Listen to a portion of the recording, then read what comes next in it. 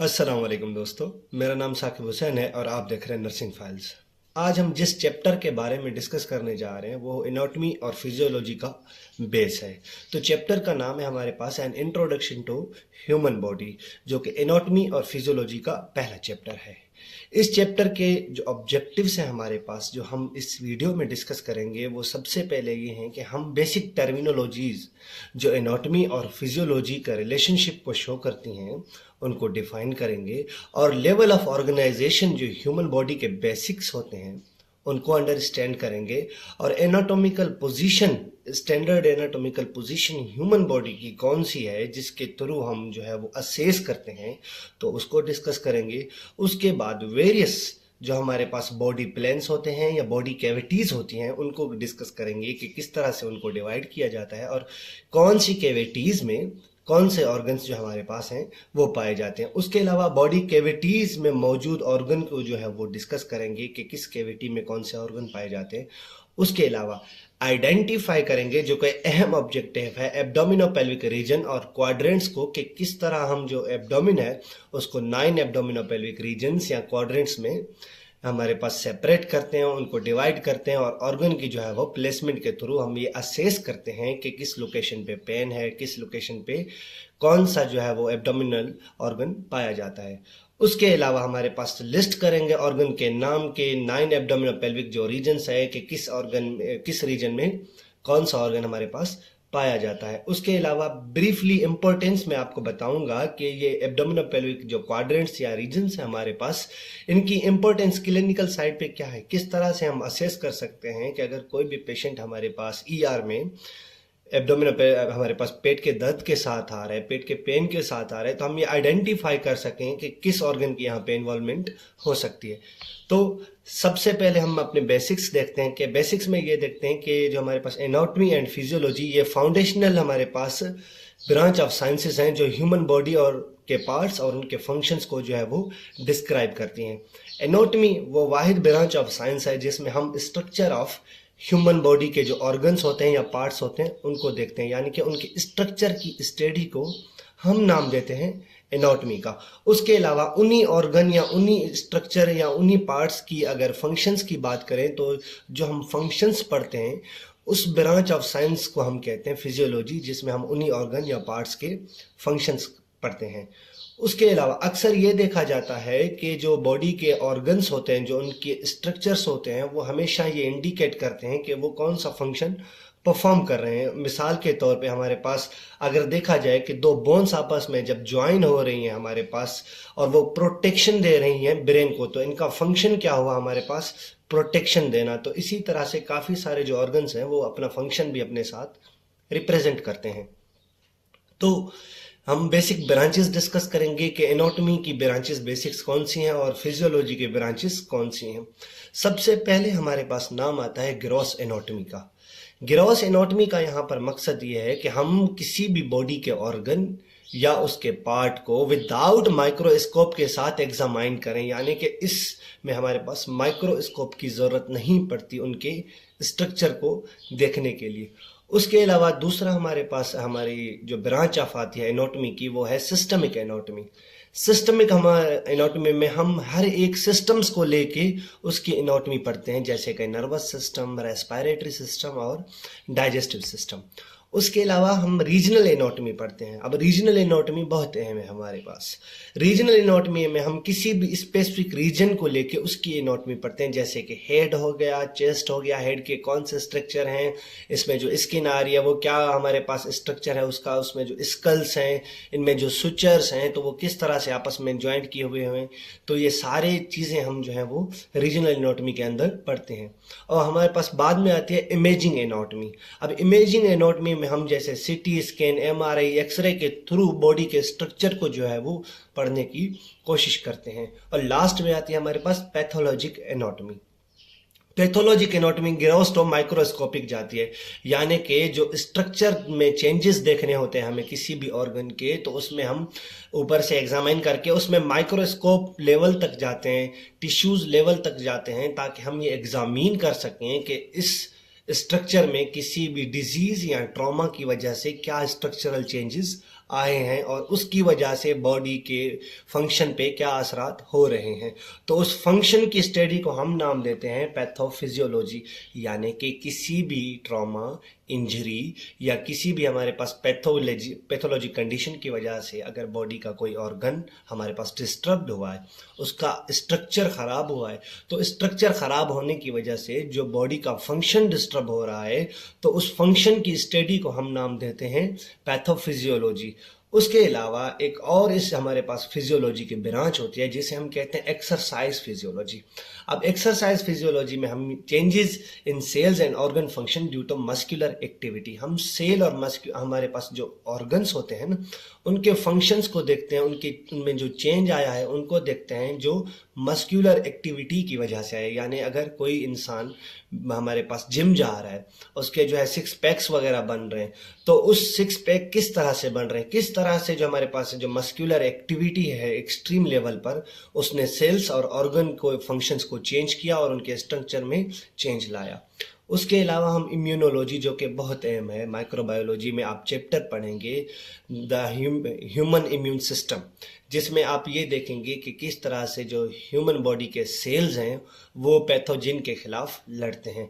तो ये हमारे पास डिफेंस ऑफ बॉडी है जो अगेंस्ट लड़ता है किसी भी कॉजिंग एजेंट के खिलाफ जो डिजीज कॉज करने के काबिल होते हैं। उसके अलावा हमारे पास एक और साइंस ऑफ ब्रांच आती है फिजियोलॉजी की, जिसे हम कहते हैं न्यूरोफिजियोलॉजी, जिसमें हम नर्व्स के जो सेल्स होते हैं हमारे पास, नर्व सेल्स, उनकी फंक्शनल प्रॉपर्टीज़ को देखते हैं। जिसमें अगर मैं आपको मिसाल देता हूँ, जैसे हमारे पास पार्किंसन का पेशेंट आ गया, डीमाइलेशन की वजह से क्या हो रहा है कि न्यूरॉन जो है वो ट्रांसमिट हमारे पास सिग्नल्स नहीं कर पा रहे। तो वो सिग्नल्स क्यों नहीं कर पा रहे, उनके फंक्शन पे क्या चेंजेस आ रहे हैं, तो इस तरह की स्टडी को हम नाम देते हैं न्यूरोफिजियोलॉजी का। उसके अलावा हमारे पास सबसे अहम स्टडी आती है फिजियोलॉजी की, जो ब्रांच है वो आती है मॉलिक्यूलर फिजियोलॉजी, जिसमें हम हर एक इंडिविजुअल मॉलिक्यूल, जैसे कि प्रोटीन्स आ गया, डीएनए आ गया, तो इनके फंक्शंस के बारे में इंडिविजुअली पढ़ते हैं। तो ये बेसिक्स ब्रांचेस हैं हमारे पास एनाटॉमी और फिजियोलॉजी की। एनाटॉमी हमारे पास वो science of branch of science है जिससे में हम किसी भी ऑर्गन या उसके पार्ट के स्ट्रक्चर के बारे में पढ़ते हैं। फिजियोलॉजी हमारे पास वो ब्रांच ऑफ साइंस है जिसमें हम किसी भी ऑर्गन या उसके पार्ट के फंक्शन के बारे में पढ़ते हैं। तो ये दोनों में बेसिक डिफरेंस है। उसके अलावा हमारे पास जो levels of structural organisation in human body है कि किस तरह से जो है वो एक इंडिविजुअल, एक इंसान बन रहा है, तो वो बेसिकली डिपेंड करता है 6 स्टेप्स पे। सबसे पहले हमें पता है कि एटम्स मिलके हमारे पास क्या बनाते हैं, मॉलिक्यूल्स। और मॉलिक्यूल्स हमारे पास मिलके क्या बनाएंगे, सेल्यूलर लेवल। हमारे पास यहाँ पर दिखाया गया है स्मूथ मसल का सेल। अब जब स्मूथ मसल का सेल आपस में बाइंड होंगे, आपस में कनेक्ट होंगे कि एक टिश्यू लेवल पर आएंगे, तो इस टिश्यू लेवल में क्या होगा कि ये स्मूथ मसल का टिश्यू है और ये हमारे पास आके डेवलप होगा किसी भी ऑर्गन में। तो ये आके डेवलप हुआ हमारे पास ऑर्गन लेवल पर। ये ऑर्गन लेवल क्या होगा कि हमारे पास दूसरे ऑर्गन लेवल के साथ मिलकर एक ऑर्गन सिस्टम लेवल बनाएगा, जो कि हमारे पास जैसे नर्वस सिस्टम हो गया, मस्कुलर सिस्टम हो गया, हमारे पास जैसे हो गया इंटीग्यूमेंट्री सिस्टम हो गया, डाइजेस्टिव सिस्टम हो गया। तो ये इसी तरह से मिलके ये ऑर्गन सिस्टम लेवल मिलके एक ऑर्गेनिज्मल लेवल तक आएंगे, जिसमें क्या होगा कि कोई भी हमारे पास इंडिविजुअल, जैसे कि इंसान हो गया, वो हमें जीता जागता नजर आएगा और वो मिल के ये सारे ऑर्गन लेवल्स बॉडी के मुख्तलिफ फंक्शंस जो हैं वो परफॉर्म कर रहे होते हैं। तो इसी तरह से जो स्ट्रक्चरल ऑर्गेनाइजेशन के लेवल्स हैं ह्यूमन बॉडी के काम करते हैं, जैसे केमिकल लेवल से आके एक ऑर्गेनिज्मल लेवल तक आया और वो फंक्शन परफॉर्म कर रहा है।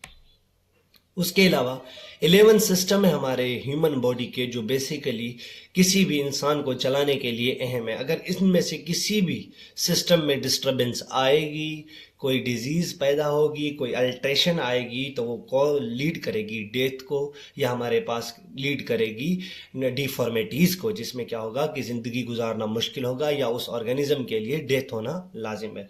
तो हम जाएंगे सुपरफिशियल से डीप में।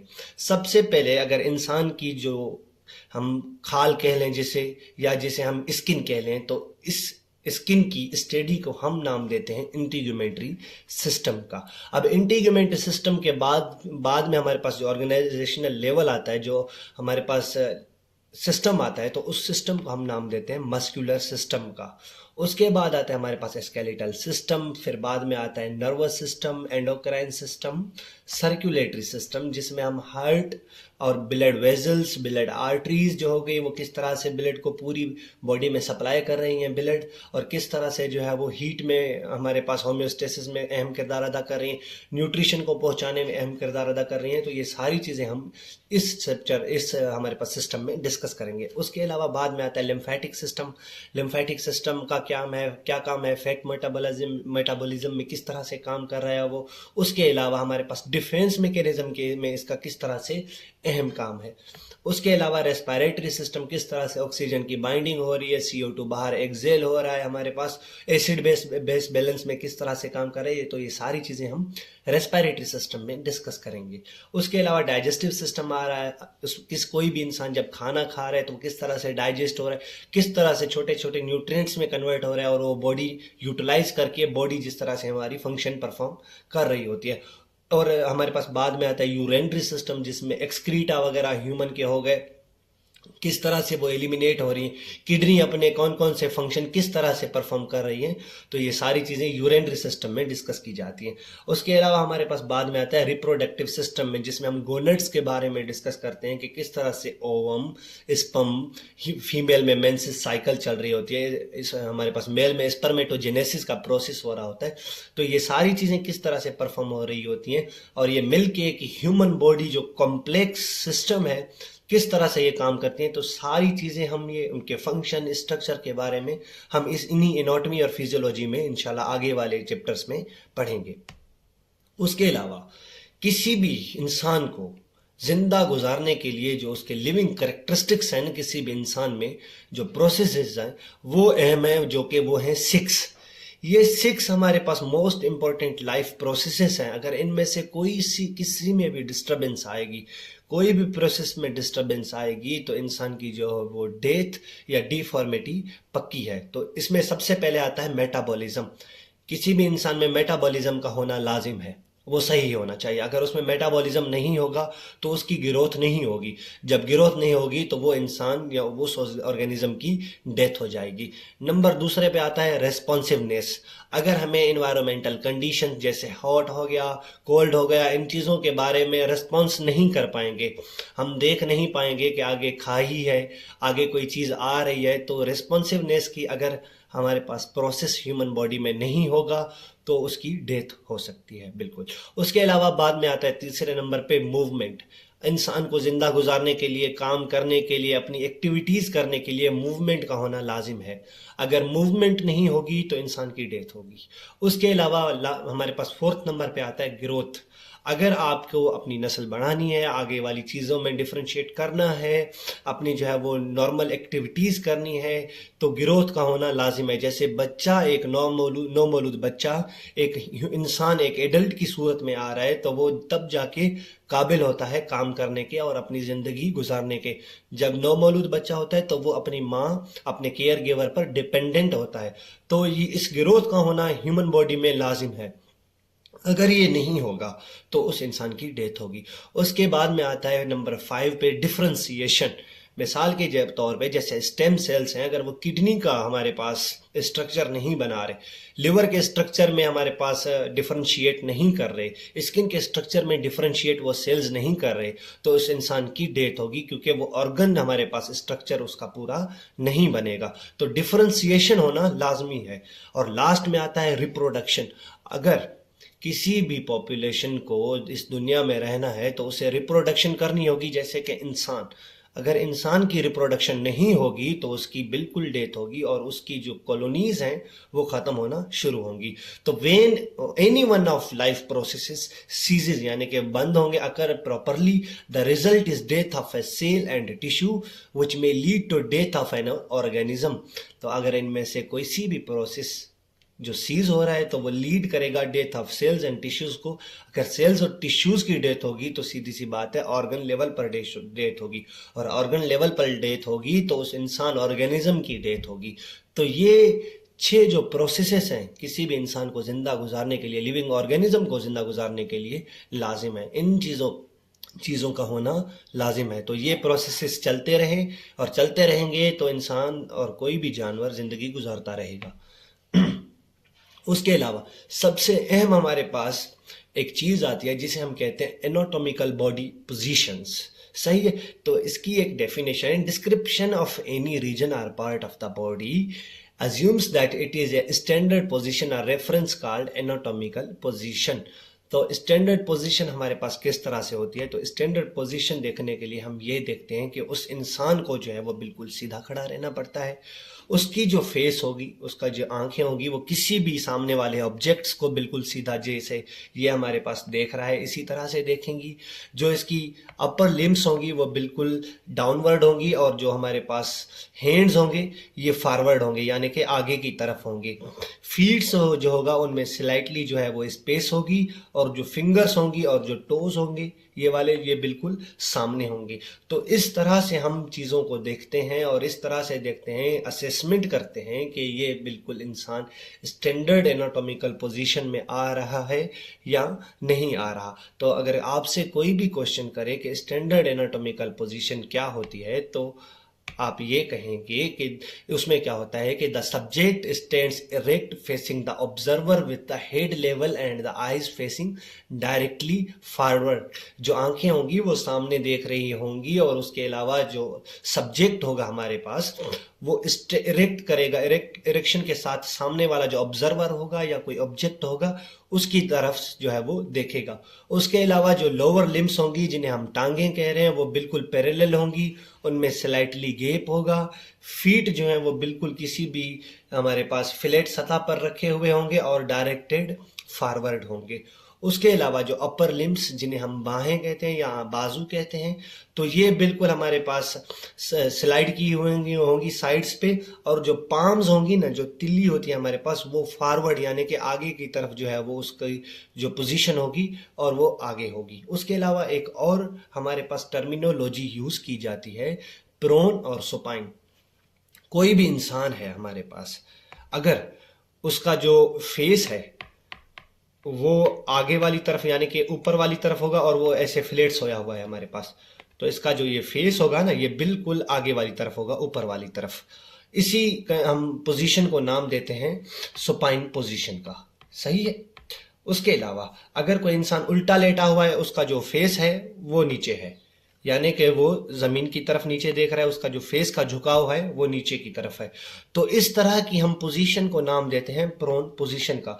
ये असेसमेंट करने में बहुत अहम किरदार अदा करती है। मिसाल के तौर पे आपके पास कोई पेशेंट आ रहा है और वो कह रहा है कि मुझे पेट में शदीद दर्द है, तो आप पेट को देखने के लिए कौन सी जो है वो पोजीशन हमारे पास चॉइस करेंगे? आप प्रोन पोजीशन चॉइस करेंगे या सुपाइन पोजीशन चॉइस करेंगे? सीधी सी बात है, हम सुपाइन पोजीशन चॉइस करेंगे, क्योंकि हम पेट को देख रहे हैं। तो पेट को देखने के लिए क्या होगा कि वो इंसान बिल्कुल सीधा सोएगा और उसके जो फेस होगा वो फॉरवर्ड यानी कि ऊपर की तरफ वो देखेगा, जिसकी वजह से हम असेसमेंट कर पाएंगे। अगर कोई इंसान आपके पास बैक पेन के साथ आ रहा है और वो ये कह रहा है कि मुझे शदीद बैक पेन है, तो आप उसकी असेसमेंट कैसे करेंगे? उसे उल्टा सुलाएंगे, उसका जो फेस होगा वो डाउनवर्ड होगा, तो उसकी आप इस तरह से असेसमेंट करेंगे। इस तरह की पोजीशन को आप नाम देंगे प्रोन पोजीशन का। तो ये हमारे पास स्टैंडर्ड एनाटॉमिकल पोजीशन है। उसके अलावा हम अभी डिस्कस करेंगे कि हम ह्यूमन बॉडी के जो रीजन्स हैं, जिनको हमने रीजन्स में डिवाइड किया हुआ है अपनी स्टडीज करने के लिए, तो वो कैसे कौन से हैं और किस तरह से हमने उनको डिवाइड किया है। The human body is divided into several major regions that can be identified externally, उनको हम बाहर की तरफ से देख सकते हैं। The principal region are the head, neck, trunk, upper limbs and lower limbs. जो हेड का रीजन होता है उसे हम नाम देते हैं biologically cephalic region. Cephalic region में दो किस्म के ऑर्गन्स हमारे पास पाए जाते हैं। Number 1 skull, number 2 face. Skull में हमारे पास क्या होता है कि ब्रेन पाया जाता है और फेस में हमारे पास eyes, nose, mouth, forehead, cheeks और चिन, ये हमारे पास किस में पाई जाती हैं? फेस में। उसके अलावा सर्वाइकल रीजन, हमेशा ये सवाल किया जाता है कि ट्रंक और सिफेलिक रीजन को कौन आपस में कनेक्ट करता है, तो ये होता है सर्वाइकल रीजन, जिसे हम नेक कहते हैं। Cervical region the support head and attaches it into trunk. Head को सपोर्ट करने के लिए एक रीजन की नीड पड़ती है जिसे हम नेक कहते हैं, और इससे बायोलॉजिकल हम जो मेडिकल ज़बान में टर्मिनोलॉजी इस्तेमाल करते हैं वो करते हैं सर्वाइकल। उसके अलावा एक और रीजन आता है जिसे हम कहते हैं ट्रंक, जो 3 हमारे पास कैविटीज पे जो है वो मुश्तमिल होता है। नंबर 1 चेस्ट, जिसे हम थोरेसिक कहते हैं, एब्डोमिनल और पेल्विक रीजन्स। तो इन 3 रीजन्स पे ये डिपेंड करता है। उसके अलावा हमारे पास एक और रीजन आता है जिसे हम कहते हैं अपर लिम्ब्स। अपर लिम्ब्स क्या है कि ये हमारे पास अटैच करता है अपर लिम्ब को हमारे पास ट्रंक के साथ, और ये कंसिस्ट करता है शोल्डर, आर्मपिट और आर्म हम उस चीज तब ये हमारे पास लफ्ज इस्तेमाल करते हैं जब हम बात कर रहे होते हैं शोल्डर टू एल्बो। जब शोल्डर से एल्बो की तरफ जो हमारे पास ह्यूमरस बोन एक कंसिस्ट कर रही है, तो इस रीजन को हम नाम देंगे आर्म का। और जो फोर आर्म है ये हमारे पास एल्बो से लेके विस्ट तक, तो इस रीजन को हम नाम देंगे फोर आर्म का। और उसके बाद आएगी विस्ट एंड हैंड। तो ये हमारे पास जो रीजन्स हैं अपर लिम्स के, तो ये हमारे पास बेसिकली कंसिस्ट कर रहे हैं। उसके अलावा लोअर लिम्स की यहाँ पर हम बात करते हैं। लोअर लिम क्या कर रहे हैं कि ये अटैच हो रही है हमारे पास बटक्स के साथ। इसमें हमारे पास ये ट्रंक के साथ अटैच हो रही है, और ये कंसिस्ट कर रही है बटक्स, जिसमें हमारे पास ग्लूटियल रीजन है। इसमें ग्लूटियल मसल्स को देख के इनका ग्लूटियल रीजन नाम रखा गया है। उसके अलावा थाइज आ जाएंगी। थाइज हम तब लफ्ज इस्तेमाल कर रहे होते हैं जब हम बात कर रहे होते हैं फ्रॉम बटक्स टू नी, तो इस रीजन को हम नाम देते हैं थाइज का। उसके अलावा हम नाम दे रहे होते हैं लेग का, ये भी हमारे पास लोअर लिम्ब में आ जाता है। और लेग हम तब नाम इस्तेमाल करते हैं जब हम बात कर रहे होते हैं नी टू एंकल की। उसके अलावा हम एंकल और फुट जो हमारे पास होता है, ये सारी चीजें लोअर लिम्ब में आती हैं। उसके अलावा हम एक और रीजन को डिस्कस करेंगे जिसे हम कहते हैं groin region in medical terminology. Groin region क्या होता है कि इसकी मैं आपको एक दिखा दूं शक्ल के तौर पे। तो ये क्या होता है कि ये क्रीसिस, सही है। तो ये आ गया हमारे पास क्रीसिस। ये जो क्रीसिस आ रही है ना, सही है, इनमें जो हमारे पास ये जेनिटल एरिया आ रहा है, इसको हम नाम देते हैं प्यूबिक रीजन का। और जो ये वाला रीजन है इसे हम नाम दे रहे होते हैं ग्रोइंग रीजन का। The area of the front from of the body marked by crease on each side where the trunk attaches to the thighs. जब हमारे पास जो ट्रंक होता है वो अटैच कर रहा होता है थाइज के साथ, तो इस एरिया को जो क्रीज मार्क हो रही है, तो इस एरिया को हम नाम देते हैं पेल्विक या ग्रोइंग रीजन का। उसके अलावा हमारे पास लास्ट में आता है प्यूबिक रीजन, जिसको हमने बीच में ड्रॉ किया था। तो इस प्यूबिक रीजन में हमारे पास मौजूद होते हैं जीनिटिलिया, जिन्हें हम कहते हैं रिप्रोडक्टिव ऑर्गन्स, मेल और फीमेल दोनों के। तो ये ह्यूमन बॉडी के बेसिक रीजन्स हैं। ये आपको हमेशा याद होने चाहिए, आपकी असेसमेंट में बड़ा अहम किरदार अदा करते हैं, आपकी नॉलेज में बड़ा अहम किरदार अदा करते हैं। जब आप पैथोफिजियोलॉजी पढ़ रहे होते हैं, जब आप नॉर्मल एनाटॉमी पढ़ रहे होते हैं, तो इसका आपको याद होना बहुत लाजिम है। तो ये हमारे पास बॉडी रीजन्स हैं, हम डिस्कस करते हैं। सबसे पहले हमने डिस्कस किया कि सेफेलिक में 2 चीज़ें आ रही थी, सही है। एक पे आ रहा था ब्रेन, जिसे हम स्कल का नाम दे रहे थे। दूसरे में आ रहा था फेस में कौन कौन सी चीज़ें आ रही थी, नोजल कैविटी आ रही थी, ओरल आ रहा था, आईज आ रही थी। स्कल में क्या आ रहा था हमारे पास, ब्रेन। उसके बाद आ रहा था हमारे पास सर्वाइकल को हम और दूसरा क्या नाम दे रहे थे, नेक का, जो कनेक्ट कर रहा है हेड को और हमारे पास किसके साथ, ट्रंक के साथ, ये थोरेसिक के साथ, सही है। तो थोरेसिक के साथ जब ये कनेक्ट कर रहा होता है, तो ये कौन कनेक्ट कर रहा होता है, सर्वाइकल। और क्या कर रहा होता है, दूसरा फंक्शन परफॉर्म, सपोर्ट कर रहा होता है हेड को। उसके अलावा बाद में हमने पढ़ी थी कि ट्रंक के साथ जो है वो 3 कैविटी हमारे पास रीजन्स ट्रंक में मौजूद होते हैं। तो ये हो गया हमारे पास ट्रंक। अगर मैं बेसिक ट्रंक की बात करूं तो ये है ट्रंक, सही। इसको भी हमने डिवाइड किया हुआ है, 3 रीजन्स में। सबसे ऊपर वाला रीजन आ गया थोरेसिक, जिसमें हमारे पास लंग्स मौजूद हो गए, हार्ट हमारी मौजूद हो गई, ईसोफेगस आ गया, लेरिंग्स आ गए, फेरिंग्स आ गए। तो ये सारी चीजें किस में आ गई रीजन में, थोरेसिक रीजन में। उसके अलावा इसमें एक और रीजन आ जाता है जिसे हम नाम देते हैं एब्डोमिनल रीजन का, जिसमें हमारे पास डाइजेस्टिव ऑर्गन्स आ गए, लिवर आ गया, किडनीज आ गई। तो ये सारी चीजें इस रीजन में पाई जाती हैं। उसके अलावा एक और रीजन आता है जिसे हम क्या नाम देते हैं, पेल्विक रीजन का। अब पेल्विक रीजन वो रीजन है जिसमें हमारे पास क्या होता है कि मौजूद होते हैं जेनिटिलिया। एक और रीजन हमने डिस्कस किया था जिसको हम क्या नाम दे रहे थे, पेल्विक रीजन का। प्यूबिक रीजन क्या है, जिसमें हमारे पास सेक्स ऑर्गन्स मौजूद हैं, जिन्हें हम क्या कहते हैं, नाम जेनिटिलिया का नाम देते हैं।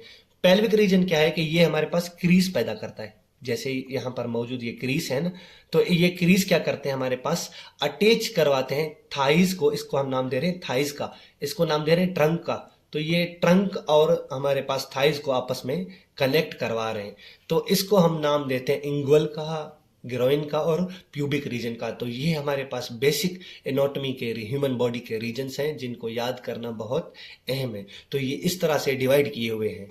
उसके अलावा अगर हम बात करें directional terms used in human body, कौन सी ऐसी डायरेक्शनल टर्म है हम ये इस्तेमाल नहीं करते, हमारे फ्रंट, बैक, ऊपर, नीचे, ये कभी भी लफ्ज इस्तेमाल नहीं किए जाते। जब आप ह्यूमन एनाटॉमी पढ़ते हैं, जब आप पेशेंट की रिपोर्ट पढ़ते हैं, तो उसमें जो है वो मेडिकल टर्मिनोलॉजीज हमेशा यूज की हुई होती हैं।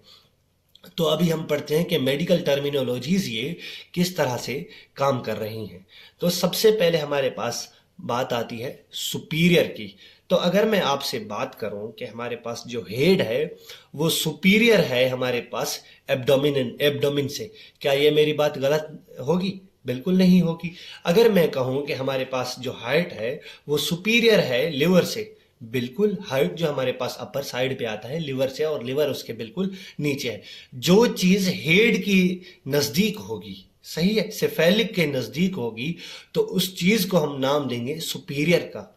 और एक चीज हमारे पास दूसरा टर्म यूज किया जाता है इंफीरियर का, जो चीज हेड से अवे होगी, सही है, तो उस हम डायरेक्शनल टर्म को नाम देंगे इंफीरियर का। अगर मैं कह रहा हूं, कह लूं कि हमारे पास जो स्टमक है वो इंफीरियर है लंग्स से, बिल्कुल लंग्स जो मौजूद होते हैं वो होते हैं थोरैसिक रीजन में, और जो स्टमक मौजूद होता है वो होता है एब्डोमिनल रीजन में। तो स्टमक यानी कि मैदा जो हुआ वो इंफीरियर हुआ लंग से। उसके अलावा एक और टर्मिनोलॉजीज यूज की जाती है जिसे हम नाम दे रहे होते हैं इंटीरियर का, यानी कि nearer to body, nearer to or at the front of the body. यानी कि अब अगर मैं यहां पर बात करूं, ये रीजन होगा इंटीरियर का, सही हो गया, तो ये रीजन होगा हमारे पास इंटीरियर का। कोई भी चीज फेस के सामने से आएगी, जैसे हमारे पास अगर मैं यहां पर बात करूं, जो ये ग्लूटल मसल है, सही है, अब अगर मैं बात करूं कि gluteal muscles are posterior to हमारे पास जेनिटल एरिया, तो बिल्कुल ये पोस्टीरियर हो गए। अगर मैं यहां पर बात करूं कि हमारे पास ब्रीस्ट्स जो ये है, हमारे पास ब्रीस्ट्स आर हमारे पास एंटीरियर टू हमारे पास इंफीरियर साइड, यानी कि जो ये हमारे पास बैक वाली साइड होगी, जो यहाँ पर हमारे पास पोस्टीरियर मसल्स आ रहे हैं, तो इनके हमारे पास क्या है, ये फ्रंटल साइड पे है, जिसे हम क्या नाम दे रहे होते हैं मेडिकल टर्मिनोलॉजीज में, इंटीरियर का। तो इंटीरियर में हमारे पास एक अहम एग्जाम्पल है जिसे हम कह रहे होते हैं द स्टर्नम, जो हमारे पास ब्रेस्ट बोन है, ये इंटीरियर है हार्ट से। तो हार्ट जो होती है हमारे पास वो इनर साइड पे होती है, जो स्टर्नम होती है वो उनके आगे आ जाती हैं फेशियल साइड पे, सही हो गया। तो यहाँ पर हम नाम यूज कर रहे हैं कि द स्टर्नम, जिसे हम ब्रेस्ट बोन कह रहे हैं, ये इंटीरियर है हार्ट से। अगर हम यहाँ पर पोस्टीरियर की बात करें, जो बैक साइड पे होती है हमारे पास बेसिकली, तो हम यहाँ पर किसकी एग्जांपल दे रहे होते हैं, द इसोफेगस, जिसे हम फूड ट्यूब कहते हैं, is a posterior to trachea, जो विंड पाइप होती है, जो ट्रेक्योस्टोमी का आगे आप प्रोसेस पढ़ेंगे, जिसमें हम पेशेंट को सांस की नली लगाते हैं सर्जिकली। तो क्या होता है कि जो हमारे पास लंग्स की तरफ ट्रेकिया जा रहा होता है, जिसे हम विंड पाइप कहते हैं, ये हमारे पास आगे की तरफ होता है, और जो इसोफेगस होता है, जो फूड की पाइप होती है, ये पीछे की तरफ होती है। यानी कि जो चीज आगे की तरफ होगी उसे हम नाम देंगे इंटीरियर का, और जो पीछे की तरफ चीज होगी उसे हम नाम देंगे पोस्टीरियर का। एक और लफ्ज हम यूज करते हैं मीडियल का, नियरर टू मिड लाइन। यानी कि अगर मैं यहाँ पर एक एग्जाम्पल दे दूं आपको, ये ह्यूमन बॉडी है, सही है, अगर मैं यहाँ पे आपको एक एग्जाम्पल दे दूं, ये नेक आ गया और ये मीडियल बॉडी आ गई, सही है। तो ये इस मीडियल बॉडी के नज़दीक, इस मीडियल बॉडी के नज़दीक जो भी हमारे पास ऑर्गन्स मौजूद होंगे उनको हम ज़्यादातर रिकग्नाइज करते हैं एज अ मीडियल ऑर्गन, सही है। तो इसकी हमारे पास एग्जाम्पल है the ulna is medial to radius, यानी कि जो अल्ना है हमारे पास वो रेडियस के बिल्कुल मीडियल आ जाती है। उसके अलावा मैं आपको इसी हमारे पास एग्जाम्पल देता हूँ, जैसे हमारे पास विंड पाइप आ गए, सही है, या हमारे पास ईसोफेगस आ गया, ठीक हो गया। तो हम ईसोफेगस को कहेंगे the oesophagus is medial to the body, तो ये हमारे पास बॉडी के बिल्कुल सेंटर में आ रहा होता है। उसके अलावा हम एक और चीज के बारे में पढ़ते हैं, lateral from the midline, from farther from the midline. Lateral में क्या होता है कि the lungs are lateral to the heart, जो लंग्स है हमारे पास वो हार्ट से लेटरल हैं। जब हमारे पास यहाँ पे मौजूद, यहाँ पर अगर हार्ट है, सही है, तो लंग्स कहाँ पर आ जाते हैं हमारे पास, लेटरल साइड्स पे, सही है। तो इसको हम मिडलाइन का हम यहाँ पे कंसीडर कर लेते हैं, और जो जो लंग्स है हमारे पास वो इसकी लेटरल साइड पर आ रहे होते हैं। तो इस तरह में जब भी कोई ऑर्गन लेटरल साइड पे आ रहा होता है तो उसे हम नाम देते हैं लेटरल का, सही हो गया। उसके अलावा एक और हम लफ्ज यूज कर देते हैं इंटरमीडिएट का, सही है, जो बिटवीन टू स्ट्रक्चर्स आ जाए। इसकी एक सादा एग्जांपल हम ले लेते हैं। ये आगे हमारे पास एपिडर्मिस, ये हमारे पास क्या आ गई डर्मिस, और ये हमारे पास क्या आ गई हाइपोडर्मिस, ठीक हो गया। हाइपोडर्मिस से हम आगे जाएंगे तो यहां पर आ जाएंगे मसल्स, और यहां पर आ गई बोन। तो ये हमारे पास क्या होगा, मसल, सही है। तो हम ये कह सकते हैं कि the muscles are intermediate between hypodermis and bones, सही है। तो ये बोन के साथ भी अटैच हो रहे होते हैं और हाइपोडर्मिस के साथ भी अटैच हो रहे होते हैं। इस तरह के स्ट्रक्चर को हम नाम देते हैं, हम नाम क्या देते हैं, इंटरमीडिएट का। उसके अलावा एक और लफ्ज यूज किया जाता है हमेशा, इप्सी लेटरल का। अब इप्सी लेटरल में अगर मैं आपको समझा दूं, ये ह्यूमन बॉडी है, ये एब्डोमिन वाला रीजन है, ठीक हो गया। अब एब्डोमिनल वाले रीजन में क्या आ रहे हैं कि यहाँ पर किडनीज भी मौजूद है, यहाँ पर जो है हमारे पास लिवर भी मौजूद है, ठीक है। और ये दोनों एक ही साइड पे हैं, ये मैंने मिड लाइन खींच ली, तो ये दोनों हमारे पास एक ही साइड राइट साइड पे मौजूद है। तो ये दोनों अगर एक ही साइड पे आ जाएंगे दोनों ऑर्गन, तो इस दोनों ऑर्गन के हमारे पास साइड को मैं नाम क्या दूंगा, मैं ये कहूंगा कि the liver and right kidney are ipsilateral to each other, यानी कि ये दोनों एक ही साइड पे एक दूसरे के साथ हैं हमारे पास। तो इस तरह की पोजीशन या इस तरह की हम टर्मिनोलॉजी को नाम देते हैं इप्सिलेटरल का। On the same side of the body as an other structure, example दी हुई है, the gall bladder and ascending colon are ipsilateral. एक और लफ्ज यूज किया जाता है कॉन्ट्रालेटर का, कॉन्ट्रालेटरल। अब इसकी डेफिनेशन क्या है, on the opposite side of the body from an other structure. Example क्या है, ascending and descending colon are contralateral. इसकी मैं आपको एक दूसरी एग्जाम्पल्स दे दूं मिसाल के तौर पे, ये एब्डोमिनल रीजन है, ठीक हो गया।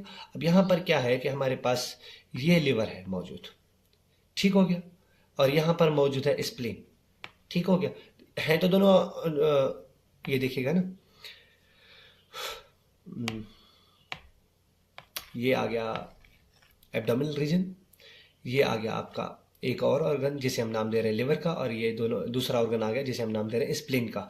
तो ये दोनों हैं तो एक दूसरे के बिल्कुल साथ में, यानी कि डिफरेंट साइड्स पे, लेकिन एक ही लोकेशन दोनों की आ रही है। तो इस तरह के ऑर्गन को हम नाम दे रहे होते हैं किस चीज का, कॉन्ट्रालेटरल का, जिसमें क्या हो रहा है होता है कि एक दूसरे ऑर्गन को फेस कर रहा होता है लेकिन अपोजिट साइड्स पे। अगर इसको हम देख लें, इसको हम मान लें लिवर का, और इसको यहाँ पर आगे किडनी, तो ये एक दूसरे के क्या हो जाएंगे, इप्सिलेटर। ये दोनों एक दूसरे के साथ क्या हो जाएंगे, कॉन्ट्रालेटर। तो इस तरह से हम चीजों को डिवाइड कर रहे होते हैं। उसके अलावा एक और हम टर्मिनोलॉजी ज्यादा यूज कर रहे होते हैं प्रोक्सिमल का, near to attachment of the limb to trunk, near to the origination of structure. एक अहम मिसाल हमेशा दी जाती है, द ह्यूमरस, जिसे हम आर्म बोन कह रहे हैं, is a proximal to radius, सही हो गया। और डिस्टल लफ्ज हम तब यूज करते हैं, further from the attachment of the limb to the trunk, further from the origination of structure. एक अहम एग्जांपल यूज की जाती है, द फेलेंजीज, जिसे हम फिंगर्स बोन्स कह रहे होते हैं, are the distal to the carpal wrist bone. इसकी एक एग्जांपल दी हुई है यहाँ पे, सही है। तो ये हमने पढ़ लिया डिस्टल। ये क्या हुआ हमारे पास, जो चीजें ओरिजिनेशन, यानी कि अगर ये हमारे पास ट्रंक आ गया तो जो फीट होंगे ये हमारे पास डिस्टल होंगे ट्रंक से, ठीक हो गया। तो यहाँ पर जो हमारे पास बोन मौजूद है, इसका जो ओरिजिनेशन पॉइंट है, सही है, तो इससे फीट क्या है हमारे पास बहुत दूर है, तो ये फार्दर फ्रॉम ओरिजिनेटर साइड हो गए। तो इस तरह की हम लोकेशन को नाम क्या देंगे, डिस्टल का नाम देंगे। एक और अहम यूज की जाती है प्रोक्सिमल, सही हो गया। अब प्रोक्सिमल में जैसे हमने ह्यूमरस का नाम दिया, तो यहाँ पर ह्यूमरस मौजूद होती है, ये वाली ह्यूमरस, और हमने एक नाम दिया रेडियस का, तो रेडियस यहाँ पर मौजूद होती है। ठीक हो गया। तो रेडियस को हम क्या, ह्यूमरस को हम क्या कहेंगे कि ये प्रोक्सिमल है हमारे पास, सही है। तो radius is proximal to humerus bone, इनका यहाँ पर एक ज्वाइंट हो रहा होता है। ठीक हो गया। तो ये क्या है, इनकी ओरिजिनेशन साइड है, तो ये इसके बहुत नजदीक है ये वाली लोकेशन। तो इस तरह की लोकेशन को हम नाम दे रहे होते हैं प्रोक्सिमल का। ठीक हो गया। उसके अलावा सुपरफिशियल एंड डीप। सुपरफिशियल हम जो है वो toward on the surface of the body के लिए हमेशा यूज करते हैं। जैसे कि एग्जांपल है हमारे पास, the ribs are superficial to lungs. जो रिब्स हैं हमारे पास, जो हड्डियां हैं हमारे पास, ये क्या होती हैं, सुपरफिशियल, यानी कि लंग्स के जो है वो ऊपर होती हैं। डीप हम तब लफ्ज यूज करते हैं जिसमें हम इंटरनल की बात कर रहे होते हैं, यानी कि away from the surface of the body. अब इसकी भी एक एग्जांपल है, एग्जांपल ये है कि the ribs are deep to the skin of the chest and back. जो रिब्स होती हैं हमारे पास, ये क्या होती हैं, डीप होती हैं हमारे पास। जो स्किन आ जाती है हमारे पास, तो उससे क्या होती हैं कि ये टुवर्ड्स डीप होती हैं। और बैक के साथ जो हमारे पास बैक की स्किन आ गई, उसके मसल्स आ गए, तो उनमें भी हमारे पास ये डीप की तरफ पाई जाती हैं। तो इस तरह से ये डायरेक्शनल टर्म्स हमारे पास हमेशा ह्यूमन एनाटॉमी में यूज किए जाते हैं। आपको यही लिखे हुए रिपोर्ट्स में हमेशा मिलेंगे। कॉन्ट्रालेटर, इप्सीलेटर, ये बहुत अहम है। डिस्टल आ गया, जैसे प्रोक्सिमल आ गया, सुपीरियर आ गया, इंफीरियर आ गया, एंटीरियर आ गया, पोस्टीरियर आ गया। तो हमेशा यही लफ्ज हमारे पास यूज किए जाते हैं। उसके अलावा अगर हम बॉडी प्लेन्स एंड सेक्शंस की बात करें, डेफिनेशन सबसे पहले देख लेते हैं। Body planes can be defined as a imaginary flat surface that passes through the body surfaces, while section can be defined as a cut of a body or one of its part to understand anatomical relationship of one part to another. All body sections are divided by planes. सही हो गया। अब मैं इसकी आपको एक example देता हूं। ये मेरे पास एक इंसान की बॉडी है। ठीक हो गया। ये बॉडी है, सही है। अब ये इसकी लोअर लिम्स आ गई, ये इसकी अपर लिम्स आ गई।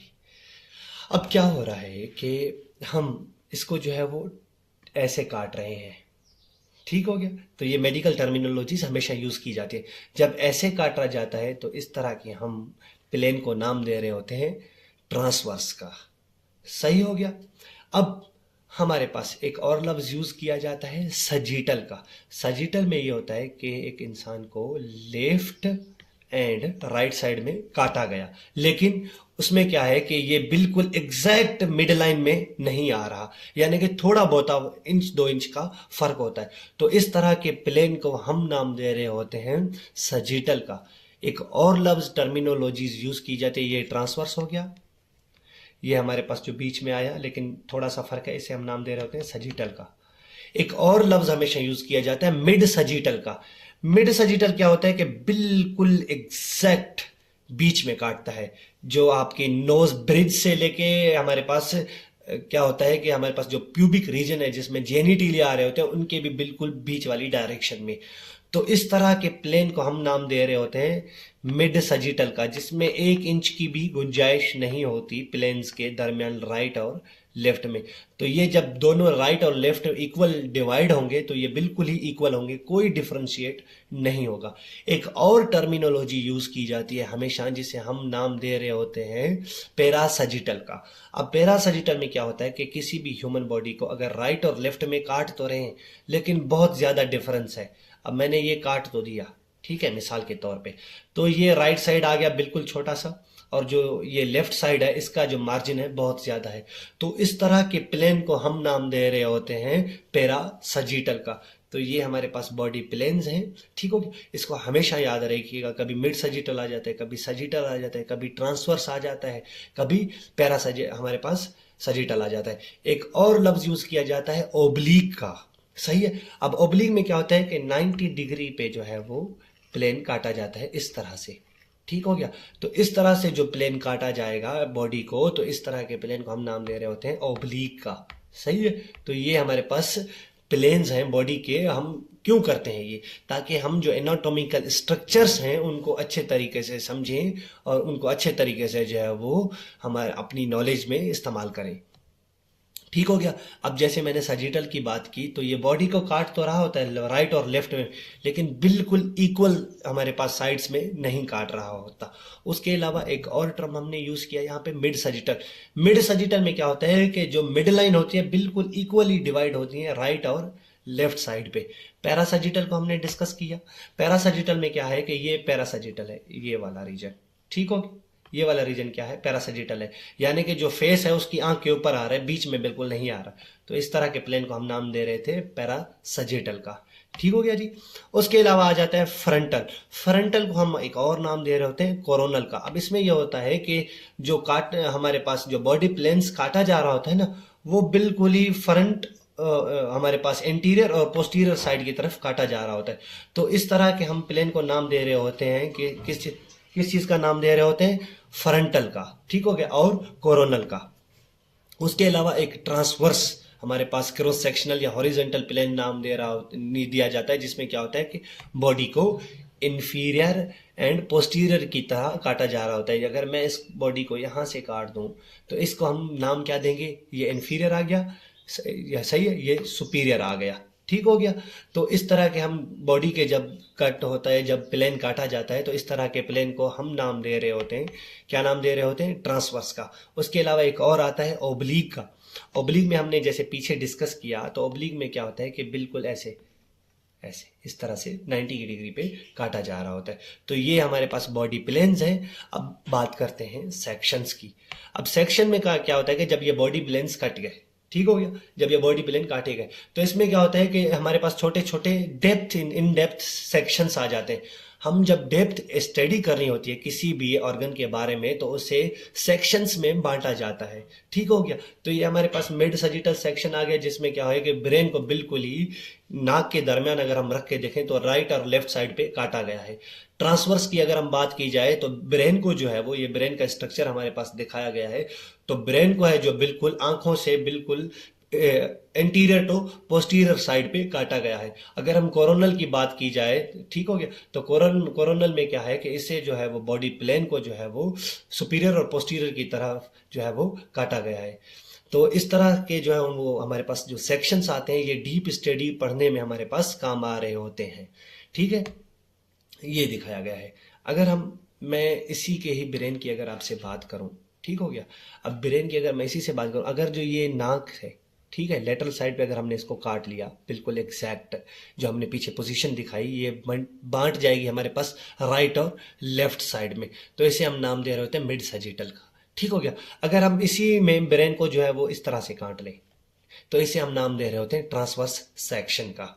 ठीक हो गया। अगर इसी में हम जो है वो ब्रेन को फ्रंट और लेफ्ट साइड पे काट रहे, जैसे ऐसे काट लें, जैसे फ्रंट, और ये हमारे पास इसका जो है वो इंफीरियर साइड आ गया, इसे हम क्या नाम देंगे, इंटीरियर साइड और इंफीरियर साइड। तो इस तरह के जब हम सेक्शंस को काटते हैं, तो इस तरह के सेक्शंस को हम क्या नाम देते हैं, हमारे जो मेडिकल जबान है, कोरोनल सेक्शन का। ठीक है। तो आगे हम पढ़ते हैं बॉडी कैविटीज, जो कि बहुत अहम है। किसी भी ऑर्गन की आप कैविटीज जब पढ़ते हैं तब आपको पता होता है कि इस कैविटी में हमारे पास कौन से ऑर्गन्स पाए जाते हैं। The body cavities are spaces that encloses internal organs, bones, muscles, ligaments and other structures. Separate the various body cavities from one and other. सबसे पहले आ जाती है, हम अगर ऊपर से नीचे की तरफ जाएं, हम अब यूज करते हैं मेडिकल टर्म, यानी कि सुपीरियर से इंफीरियर की तरफ जाएं, तो सुपीरियर में सबसे पहले आ जाता है हेड, जिसे हम नाम देते हैं क्रेनियल कैविटी का। क्रेनियल कैविटी हमारे पास एक हॉलो कैविटी है, जिसमें जो कवर होती है, जो फॉर्म होती है क्रेनियल बोन्स के साथ। जो हेड की बोन्स होती हैं उसे हम क्रेनियल बोन का नाम दे रहे होते हैं, और इसमें लाई करता है हमारे पास ब्रेन। उसके बाद हमारे पास एक और कैविटी आती है जिसे हम नाम दे रहे होते हैं वर्टिबल कैनाल का। अगर हम इसको देख लें, यहाँ पर डिस्कस करें, ये आ गई हमारे पास क्रेनियल कैविटी, सही हो गया। अब यहाँ पर क्या है कि ये बिल्कुल रीढ़ की हड्डी, इसमें एक कैविटी मौजूद होती है, जिसमें क्या होता है कि हमारे पास एक फ्लूइड मौजूद होता है। कौन सा फ्लूइड मौजूद होता है, ये आप कमेंट बॉक्स में जरूर लिखिएगा। ठीक हो गया। तो यहाँ पर एक कैविटी फॉर्म हो रही होती है, जिसे हम नाम दे रहे होते हैं वर्टिबल कैनाल का। ठीक हो गया। तो इसमें कौन मौजूद होता है हमारे पास, स्पाइनल कॉर्ड्स, स्पाइनल नर्व्स जो ये मौजूद होते हैं इसमें, और पूरी बॉडी में जो है वो कोऑर्डिनेशन का काम कर रही होती है। उसके अलावा एक और कैविटी होती है हमारे पास, थोरैसिक कैविटी। तो थोरैसिक कैविटी में क्या है कि हमारे पास ये आ गई थोरैसिक कैविटी, ये ठीक हो गया। अब थोरैसिक कैविटी में जिस जगह पे लंग्स पाए जा रहे हैं, ये आ गई लंग्स की कैविटीज, ठीक हो गया। तो इस लंग्स की कैविटी को हम नाम दे रहे होते हैं प्लूरल कैविटी का नाम, ठीक हो गया। अब यहाँ पर एक और कैविटी आती है जिसे हम कहते हैं mid sternum cavity. Sternum bone को देख के इसका नाम रखा गया मिड स्टर्नम कैविटी, ठीक हो गया। इस मिड स्टर्नम एक कैविटी में हमारे पास हार्ट भी लाई कर रही होती है, ठीक हो गया। तो हार्ट जब लाई कर रही होती है तो इस हार्ट की कैविटी को हम मिड स्टर्नम कैविटी में नाम देंगे पेरिकार्डियल कैविटी का। एक और हमारे पास इसमें ऑर्गन्स होते हैं, हॉलो ऑर्गन्स, इसमें नर्व्स, इसमें ब्लड वेसल्स वगैरह इस मिड स्टर्नम कैविटीज में आ रही होती है, ठीक हो गया। तो इस कंप्लीट कैविटी को हम नाम दे रहे होते हैं थोरैसिक कैविटी का, जिसमें 3 किस्म की कैविटीज आती है, mid sternum cavity, pleural cavity और पेरिकार्डियल कैविटी, जिसमें हार्ट पाई जाती है। और पेरिकार्डियल कैविटी लाई करती है मिड स्टर्नम कैविटी के अंदर, और साइड में आ जाती है हमारे पास थोरैसिक कैविटी, और ये हमारे पास प्लूरल कैविटी। हमेशा सवाल क्वेश्चन किया जाता है कि मिड स्टर्नम कैविटी में कौन सा ऑर्गन नहीं पाया जाता, बाकी सारे ऑर्गन पाए जाते हैं। तो मिड स्टर्नम कैविटी में कभी भी लंग्स नहीं आते। लंग्स की कैविटी का अलग नाम है जिसे हम नाम दे रहे होते हैं थोरैसिक कैविटी का, सही है। अब थोरैसिक कैविटी को हमारे पास एब्डोमिनम पेल्विक कैविटी से जो है वो डिवाइड कर रहा होता है डायफ्राम, सही है। अब डायफ्राम जैसे ही ये डिवाइड कर रहा होता है तो इसके नीचे आ जाते हैं यहाँ पर ये एब्डोमिनल कैविटी, सही है। अब इस एब्डोमिनल पेल्विक कैविटी में हमारे पास मौजूद होते हैं कौन, stomach, spleen, liver, gall bladder, small intestine और हमारे बॉडी के काफी सारे एब्डोमिन के ऑर्गन्स, और ये लाई कर रही होते हैं और ये कवर होते हैं हमारे पास पेरिटोनियम हमारे पास लेयर के साथ। इनको हम आगे पढ़ते हैं, ठीक हो गया। और लास्ट में हमारे पास एक कैविटी आती है जिसे हम नाम दे रहे होते हैं पेल्विक कैविटी का, जिसमें मौजूद होते हैं हमारे पास जेनिटिलिया, रिप्रोडक्टिव ऑर्गन्स, यूरिनरी ऑर्गन्स जिसे bladder, large portion of intestine and internal organs, सही है। तो ये हमारे पास इस कैविटी में लाई करते हैं। सबसे अहम सवाल किया जाता है यूरिनरी, ब्लैडर का और रिप्रोडक्टिव ऑर्गन का, ठीक हो गया जी। उसके अलावा अगर हम बात करें कि थोरैसिक एंड ये एब्डोमिनल कैविटीज कौन सी मेम्ब्रेन के साथ कवर की हुई होती हैं, तो सबसे पहले डेफिनेशन देखते हैं कि मेम्ब्रेन की डेफिनेशन है क्या। A membrane is a thin pliable tissue that covers lines partitions or connects structures, सही है। किसी भी स्ट्रक्चर के ऊपर एक थिन लेयर की जो है, थिन किस्म की जो है वो एक चीज जो है वो उस ऑर्गन को कवर कर रही होती है, जिसे हम नाम दे रहे होते हैं मेम्ब्रेन का, सही है। तो ये मेम्ब्रेन हमारे पास हमेशा 2 लेयर्स में डिवाइड की हुई होती है, एक होती है आउटर लेयर, एक होती है इंटरनल लेयर, सही है, जिसे हम इनर लेयर का नाम दे रहे होते हैं, ठीक हो गया। और इस इनर लेयर और आउटर लेयर के दरमियान एक फ्लूइड मौजूद होता है जिसे हम नाम देते हैं सेरेस फ्लूइड का, ठीक हो गया। इसकी एक डेफिनेशन है, membranes associated with body cavities are known as serous membrane which divides into 2 layers, parietal and visceral, और इन दोनों के दरमियान बीच में मौजूद होता है सेरेस फ्लूइड, जो हमारे पास फंक्शन परफॉर्म कर रहा होता है लुब्रिकेटिंग का, सही है, और हेल्प करता है मूवमेंट में, कॉन्ट्रैक्शन रिलैक्शन ऑफ ऑर्गन्स। जैसे हमारे पास कौन सा ऑर्गन कॉन्ट्रैक्ट और रिलैक्स हो रहा होता है, लंग्स, उसके अलावा कौन सा, हार्ट। तो इन ऑर्गन्स की जो कैविटीज होंगी, जो इनमें लेयर्स मौजूद होंगी, सही है, उन लेयर्स को हम क्या नाम दे रहे होते हैं, सेरेस मेम्ब्रेन्स का।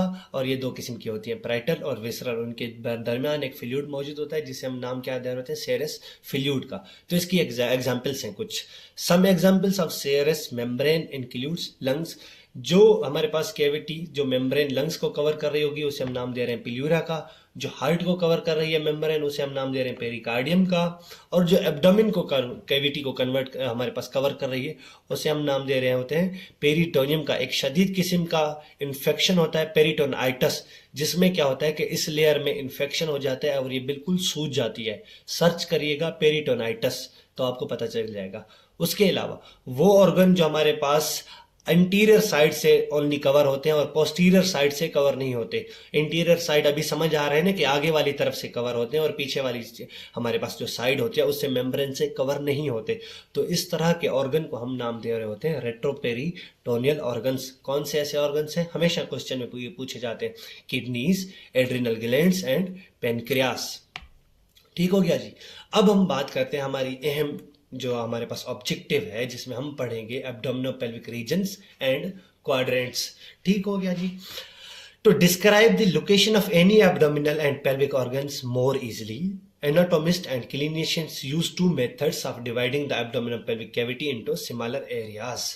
ठीक हो गया। किसी हमारे पास एब्डोमिनल पेल्विक ऑर्गन जो रीजन है उसमें मौजूद ऑर्गन की लोकेशन को जानने के लिए क्या है कि जो एनाटोमिस्ट होते हैं या क्लिनिशियंस होते हैं वो क्या करते हैं, इस एब्डोमिनल पेल्विक कैविटी को दो हमारे पास रीजन्स में डिवाइड कर रहे होते हैं। नंबर 1 9 एब्डोमिनल पेल्विक रीजन्स और नंबर 2 4 क्वाड्रेंट्स। ठीक हो गया।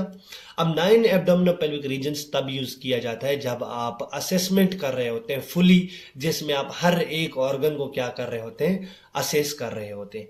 4 क्वाड्रेंट्स तब यूज किया जाता है जब आप डिस्क्राइब कर रहे होते हैं साइट, जिसमें क्या होता है कि कोई भी पेशेंट आपके पास पेन के साथ आया तो आप यहाँ पर कौन सी अप्रोच यूज करेंगे, 4 क्वाड्रेंट की, सही है। और कोई पेशेंट ट्यूमर के साथ आ गया, अनदर एबनॉर्मेलिटी जो हमारे पास सीरियस किस्म की है, आपको उसको असेस करना है, तो आप जो है वो 4 क्वाड्रेंट का जो है वो मेथड हमेशा यूज करते हैं।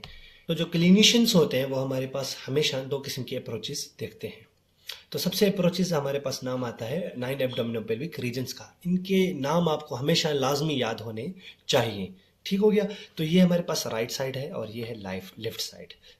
जो राइट साइड हमारे पास, जिसको हमारे पास ये एब्डोमिन आ गया, इसको हमने डिवाइड किया है 9 एब्डोमिनल पेल्विक रीजन्स में।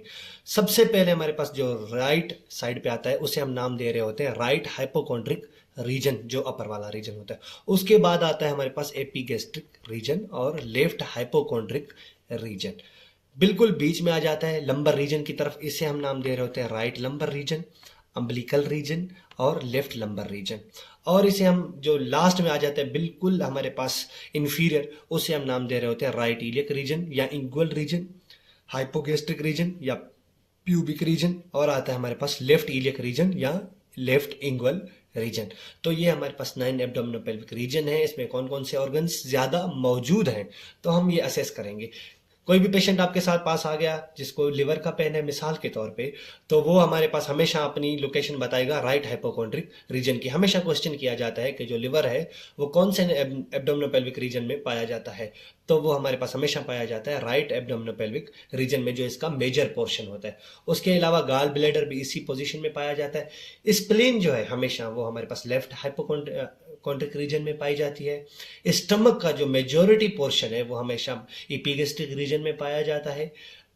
हमारे पास जो राइट लंबर रीजन है इसमें हमेशा ज्यादातर जो है वो पोर्शन लार्ज इंटेस्टाइन का पाया जाता है और किडनीज का पाया जाता है। राइट किडनीज आ गई हमारे पास right lumbar region, left kidney आ गई हमारे पास लेफ्ट लंबर रीजन। जो अम्बिलिकस रीजन है इसमें हमारे पास ज्यादातर जो है वो स्मॉल इंटेस्टाइन का जो ज्यादा पोर्शन है ना वो मौजूद होता है। उसके अलावा राइट इलियक रीजन या जिसे राइट इंगुअल रीजन हम नाम दे रहे होते हैं, तो इसमें मौजूद होता है अपेंडिक्स एंड सीकम। हमेशा क्वेश्चन किया जाता है अपेंडिक्स के बारे में। हमारे पास हाइपोगैस्ट्रिक रीजन आ गया जिसे हम प्यूबिक रीजन का भी नाम दे रहे होते हैं। तो इस रीजन में हमेशा एक ही मेजर ऑर्गन पाया जाता है जिसे हम नाम दे रहे होते हैं यूरिनरी ब्लैडर का। उसके अलावा हमारे पास लेफ्ट इलियक रीजन आ जाता है जिसे हम इंगुअल रीजन का नाम दे रहे होते हैं। तो इसमें हमारे पास सिगमोइड कोलोन का जो इनिशियल पार्ट है वो पाया जाता है। तो ये हमारे पास 9 एब्डोमिनल पेल्विक रीजन आ गए और इनमें मौजूद हमारे पास ऑर्गन्स। ये इनका डिटेल्ड है, आप इसका स्क्रीनशॉट ले सकते हैं। मैंने जो चीजें पढ़ाई वही यहां पर चीजें डिटेल्ड के साथ लिखी हुई हैं। उसके अलावा हम इसी एब्डोमिनल पेल्विक कैविटी को जो है वो एक और अप्रोच इस्तेमाल करते हैं जिसे हम नाम दे रहे होते हैं एब्डोमिनल पेल्विक क्वाड्रेंट्स का, जिसमें हम एब्डोमिन को 4 क्वाड्रेंट्स में जो है वो डिवाइड कर रहे होते हैं। Right upper quadrant RUQ, left upper quadrant LUQ, right lower quadrant RLQ और लेफ्ट लोअर क्वाड्रेंट LLQ। तो ये अप्रोच तब यूज की जाती है जब हम पेन, ट्यूमर वगैरह को असेस कर रहे होते हैं, तो इस अप्रोच को हम उस टाइम इस्तेमाल करते हैं। ठीक हो गया, जब हम असेसमेंट कर रहे होते हैं बेसिकली। तो इनमें मौजूद मेजर ऑर्गन्स और उनमें पेन जो है वो किस चीज को इंडिकेट कर रहा होता है। राइट अपर क्वाड्रेंट में मौजूद ये हमारे पास मेजर ऑर्गन्स हैं, जिसमें liver, gall bladder, right kidney वगैरह आ गई। तो अगर इस रीजन में पेन होगा तो ये इंडिकेट करेगा, हमारे पास एसोसिएट होगा, जो pain in this region associate with infection and inflammation in gall bladder, ज्यादातर यही होता है। अच्छा, एक और क्वेश्चन है आपके पास, जब गाल ब्लैडर में इन्फ्लेमेशन होती है तो एक साइन प्रोड्यूस होता है, उस साइन को हम क्या नाम देते हैं? आप कमेंट बॉक्स में लाजमी लिखिएगा। उसके अलावा लिवर और पेप्टिक अल्सर इन स्टमक्स, तो इन चीज का जो पेन होता है वो हमेशा राइट अपर क्वाड्रेंट में इंडिकेट किया जाता है। जब पेशेंट इन पेन के साथ आएगा और इसी रीजन में आएगा तो हम ये इंडिकेट करेंगे कि इन ऑर्गन्स में से किसी ऑर्गन में पेन है। सही है। तो आ जाती है दूसरे नंबर पे बात, लेफ्ट अपर क्वाड्रेंट, जिसे हम LUQ का नाम दे रहे होते हैं। इसमें जो पेन एसोसिएट होता है वो होता है मेलोट्रेशन, जिसमें हमारे पास मोशंस वगैरह को ज्यादातर ये इंडिकेट कर रहे होते हैं। ठीक हो गया, मेलोट्रेशन जिसमें पेट में दर्द, हल्का हल्का सा बार बार का वॉशरूम आना। ठीक हो गया, और कॉलोन वगैरह में जो है वो पेन इस रीजन में इंडिकेट कर रहा होता है। Right lower quadrant ARLQ most important है, हमेशा इंडिकेट ज्यादातर कर रहा होता है अपेंडिसाइटिस को। हमेशा क्वेश्चन किया जाता है जो अपेंडिसाइटिस का जो पेन है वो किस रीजन में असेस किया जाता है, तो वो ये किया जाता है राइट लोअर क्वाड्रेंट RLQ में। मोस्ट कॉमनली यही है। लेफ्ट लोअर क्वाड्रेंट में कौन से पेन को जो है वो असेस किया जाता है, तो ये ज्यादातर इंडिकेट करता है फीमेल्स की तरफ। पेल्विक इन्फ्लेमेटरी डिजीज फीमेल्स में आ गई, और ओवेरियन सिस्ट इन फीमेल्स। उसके अलावा कोलोन की इन्फ्लेमेशन भी हो सकती है, जिसे हम कोलाइटिस का नाम दे रहे होते हैं। आइटिस जब भी किसी भी आप इसकी लफ्ज में देखें उसके लास्ट वाले नेम में, तो आप ये इंडिकेट करेंगे कि ये इन्फ्लामेशन को जो है वो इंडिकेट हमेशा कर रहा है। Thank you so much. ये एक डिटेल्ड लेसन था चैप्टर 1 पे। जिस स्टूडेंट ने यहाँ तक देखा, मैं उम्मीद करता हूँ कि उसका इस चैप्टर में इंशाल्लाह कोई भी कॉन्सेप्ट नहीं बचेगा। ये सारे कॉन्सेप्ट मैंने अच्छी तरह से इन डिटेल्ड और स्लोली क्लियर करवाए हैं, ताकि आपका जो वो बिल्डअप है, आपका जो बेस है वो मजबूत हो। अल्लाह हाफिज, दुआओं में याद रखिएगा। मिलते हैं अगली वीडियो में।